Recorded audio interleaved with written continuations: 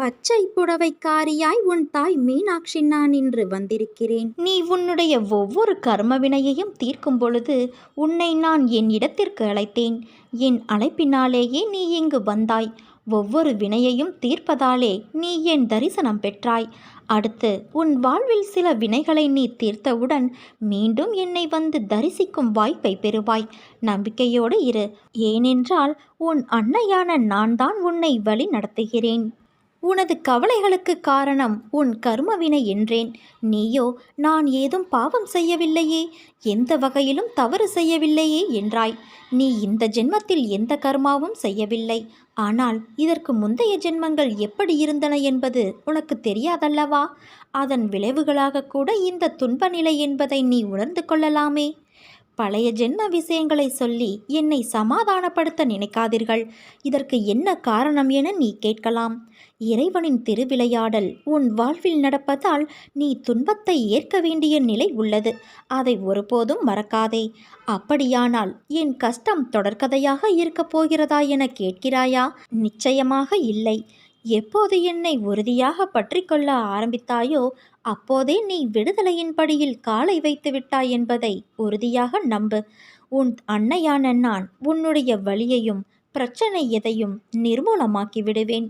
அனைவர் மீதும் கருணை கொண்ட உன் அன்னையான நான் நிச்சயம் உன்னையும் பாதுகாப்பேன் குழந்தையே.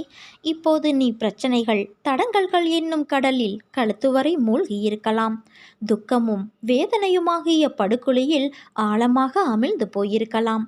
ஆனால் நீ வருத்தப்படாதே, அமைதியாக இரு. நம்பிக்கையோடு என் நாமத்தை இடைவிடாது சிந்திப்பவர்கள் துக்கப்படுவது இல்லை. உனது துக்க நாட்கள் முடிந்துவிட்டது. என் நாமம் உன் உள்ளத்திலும் யோக சக்தியான என்னுடைய குங்குமம் உன் நெற்றியிலும் இருக்கும் வரை எந்த கெடுதலும் உன்னை நெருங்க முடியாது.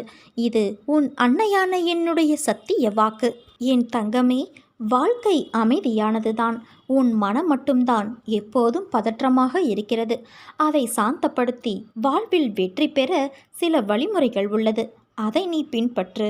உன் வாழ்வில் வசந்த காலம் உன்னை தேடி வரும். உனக்குள்ள பிரச்சனைகள் எல்லாம் உன்னுடைய திறமைக்கு உட்பட்டவையே. அதை மீறிய பிரச்சனைகள் இங்கு எதுவும் கிடையாது. நல்ல முடிவுகள் அனுபவத்திலிருந்து பிறக்கின்றன. ஆனால் அனுபவமோ தவறான முடிவுகளிலிருந்து கிடைக்கின்றது. எதையும் உயர்வாக பார்க்காதே, தாழ்வாகவும் பார்க்காதே. யாரையும் நீ ஆராதிக்கவும் வேண்டாம், தோற்றவும் வேண்டாம். நோக்கத்தில் தெளிவும் மனதில் அமைதியும் கொண்டு நீ செயல்படும் போதுதான் விரும்பும் லட்சியத்தை உன்னால் அடைய முடியும். எப்போதெல்லாம் இறைவன் செயல் என நாம் உணர்கிறோமோ அப்போது நன்மையும் ஆனந்தமும் அமைதியும் நிரம்பி வழியும். உறவினரானாலும் கடவுளே ஆனாலும் தர்மம்தான் மேலானது. தர்மத்திற்கு எதிராக செயல்படும் அனைவரும் ஒரு நாள் வீழ்ந்து போவார்கள். ஏனென்றால் விதி வலியது. மனித உள்ளத்தின் முன் விதி பின்வாங்கும் என் தங்கமே. அரிய சாதனைகள் அனைத்தும் வலிமையினால் செய்யப்பட்டவை அல்ல, விடாமுயற்சியினால் செய்யப்பட்டது. நீ தேடும் ஆனந்தமும் அமைதியும் உன் உள்ளேதான் உள்ளது. அதை ஒருபோதும் வெளியே தேடாதே, உன்னுள்ளே தேடு. நல்ல வாழ்க்கையை அமைத்து கொள்ள அறிவு ஒளியை பெற உன் உள்ளத்திலிருந்து வரும் பொறாமை, போட்டி, பேராசை, பயம் போன்ற அழுக்குகளை அகற்றி உன்னை தூய்மைப்படுத்தி கொள்ள வேண்டும். நீ தனியாக நின்றுதான் இதை சாதிக்க வேண்டும். இதில் யாராலும் உனக்கு உதவ முடியாது குழந்தையே. என் வார்த்தைகள் மீது நம்பிக்கை வைத்து செயல்படு. வாழ்க்கையில் நிச்சயம் நீ உயர்ந்த நிலையை அடைவாய்.